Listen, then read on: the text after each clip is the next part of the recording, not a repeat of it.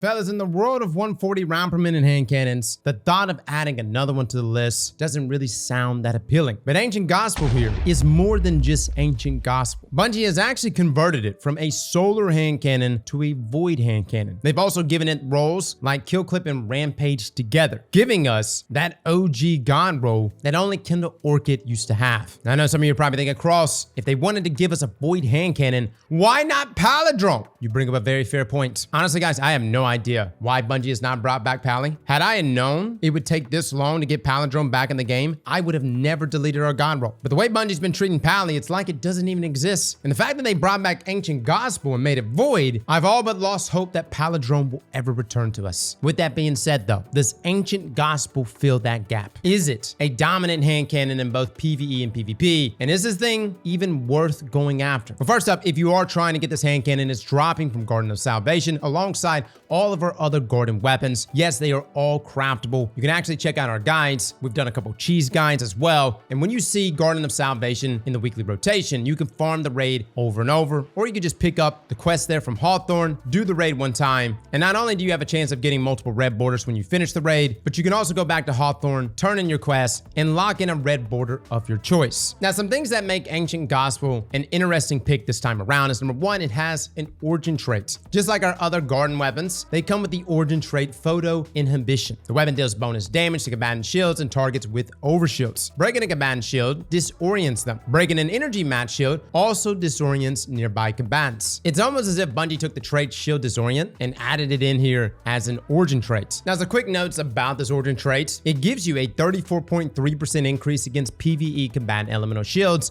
and barrier champion shields. That's right, guys. This applies to barrier champions. It also gives you a 21.6% increase against PvE combatant overshields and a 15.6% increase against player overshields. It also causes the disorient effect upon breaking shields, and if it's a magic shield, it disorients nearby enemies. In some ways, guys, it is shield disorient, but it's better than that. Matter of fact, one of my favorite weapons this season is the Scout Rifle Randy, as it can roll combinations like Under, Over, and Kinetic Tremors. Literally one of the best weapons for taking on barrier champions, with a big part of that being Under, Over. You see, it's Under, Over that increases our damage against barrier champions and allows us to bust those shields much faster. Now, percentage-wise, Photoinhibition is not as strong as Under, Over, but still very strong. The point is at any point in the future, if we find ourselves with, say, anti-barrier hand cannon, or really anti-barrier anything from this raid, Photoinhibition is going to be an S-tier perk to pair with that. Now, with the origin trait out of the way, let's start talking the traits on this weapon. We have a lot of different combinations, guys, that look really juicy. I'm going to touch upon a few for PvE players that look really good. You've got destabilizing rounds, explosive payload. That to me is a solid combination, considering explosive payload literally increases our damage.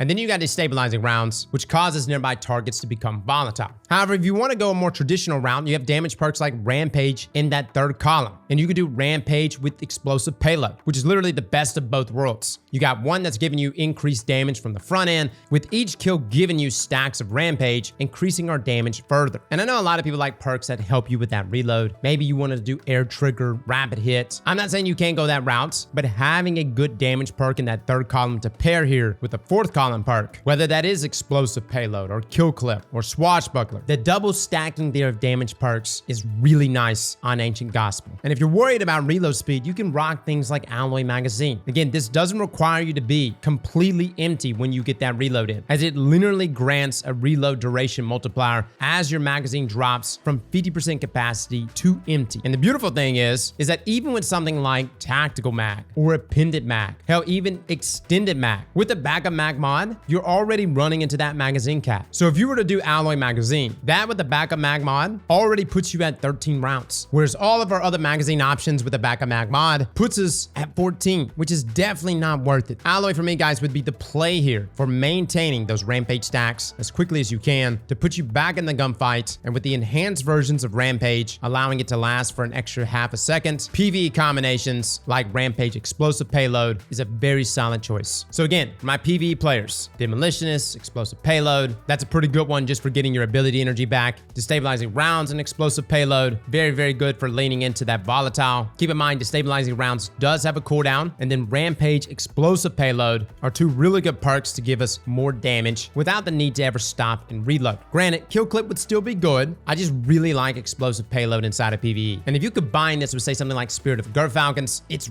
really nice, guys. This Rampage, Explosive Payload, Spirit of Gerfalcon combo is a sight to behold. Now, despite how I feel about this weapon inside of PvE, because I do believe it's a great hand cannon for PvE, inside of PvP, this is where the weapon falls off. And I know you've seen Light GG, you see the 5 out of 5 stars on it for PvP, but fellas, let me just say, man, I'm not feeling it. Whether it's a fault of the sound design on this weapon or the fact that it handles flinch arguably worse than any other hand cannon I have ever used, I found myself extremely frustrated with Ancient Gospel. And I know that seems like two very different issues, but just talking about the base of this hand cannon inside of PvP, can it land a 3-tap? Yes, just like all other 140 round per minute hand cannons, it can give you the 3-tap. However, the moment you start taking gunfire, I don't know what it is about Ancient Gospel. Not only am I rocking multiple unflinching mods, I literally have the unflinching mod on as a weapon mod. We have a new mod now called Anti-Flinch, which passively grants you 15% flinch resistance. I don't know what it is, man. Ancient Gospel just cannot seem to land its shots when taking gunfire, especially that third and final shot. Now, at the same time, we can all just chalk it up and just say it's a skill issue. But in the world of 140 round per minute hand cannons, the competition is steep, fellas. From exotics like Ace of Spades to Thorn, which just recently got buffed, to Hawkmoon, to Midnight Coup, to Rose, which literally everybody has a god roll of, to Luna's Howl, which is present in that energy slot, and my personal favorite, Nation of Beasts, with rolls like Keep Away and Explosive Payload. In terms of 140 round per minute hand cannons, I am spoiled. Ancient Gospel needed to present something here that said, hey, I stand out above the rest, or in the very least, at par with the rest. Unfortunately for me, at its base form, Ancient Gospel does not possess the consistency that I would want in a 140. Now, I did commit to a couple of different roles. We tried Enhanced Lone Wolf with Enhanced to the Pain, just to see, okay, I've got a perk here that's going to help us with aim assist, one substantially so being Lone Wolf, which passively grants us 11 aim assists in its enhanced form, 12 airborne effectiveness, and a 0.85 times ADS duration multiplier, with those bonuses doubling as well when no allies are nearby. Combined with To the Pain, which states that while the weapon is equipped, taking damage greatly increases handling and aim assist until the weapon is stowed. Now, are we overcompensating here? Absolutely. I'm not saying that's the god roll. I'm just saying we're trying to go with literally the most consistent roll on paper, and it still didn't feel good. Now, also trying things like Eye of the Storm, Explosive Payload.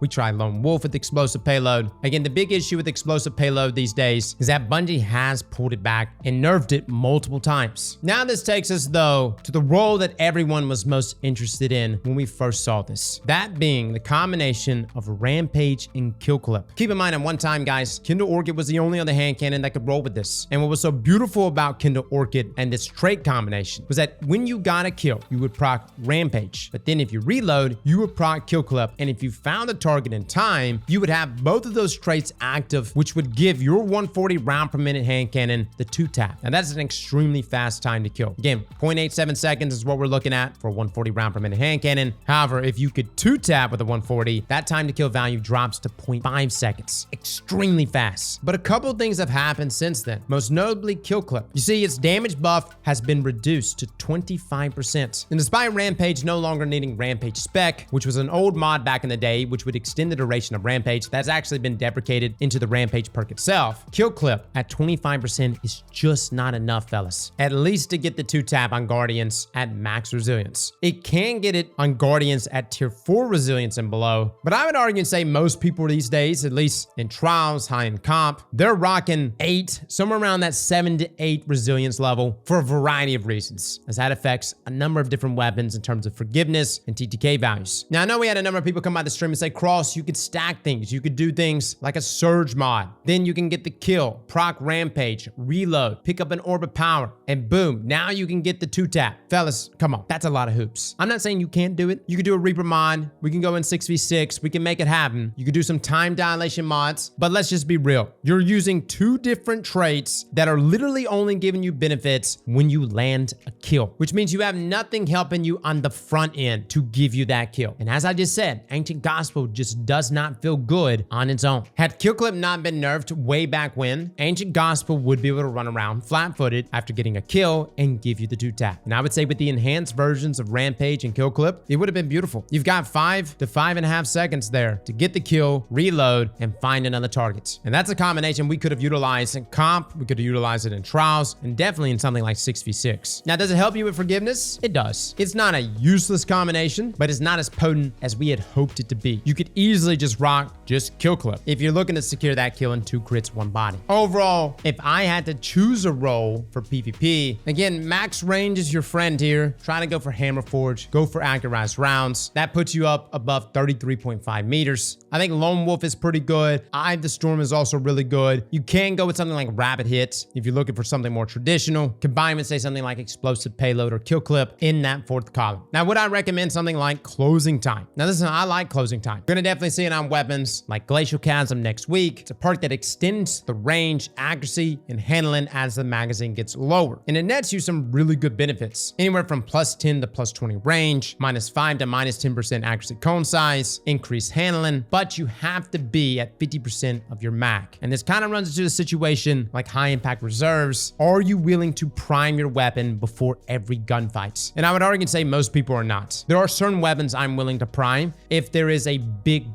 benefit, or if you're rocking a special weapon, which already starts you off with just 1 shot in your mag, which means you're at maximum benefits right out the gate. We love high impact reserves for that reason, but on Ancient Gospel, I just don't think it's worth it. Now, I had some folks bring up rangefinder, but keep in mind, guys, rangefinder does not actually increase our range. It does help with things like aim assist fall off outside of that optimal range. The range itself is not being increased here. Overall, guys, I think for PvP players, Ancient Gospel is very much C tier. That's just my thoughts. I think there's much better hand cannons out there. In 1v1s, I would prefer so many other things. For PvE though, specifically, if we get anti-barrier hand cannon, Photoinhibition in combination with everything that you see on this weapon, I think would be a wonderful weapon to bring inside of PvE. And even without anti-barrier hand cannon in the future, I think there's a number of great trait combinations that definitely make it worth it for my PvE players. Combined with it being Void, you could synergize it with things like Gurd Falcons, or hell, even things like Nezrak Sin. What Ancient Gospel may lack inside of PvP, for me, it makes up for it inside of PvE. Well, fellas and ladies, thank you all for coming and watching, and as always, slap that like button like your mama told you right.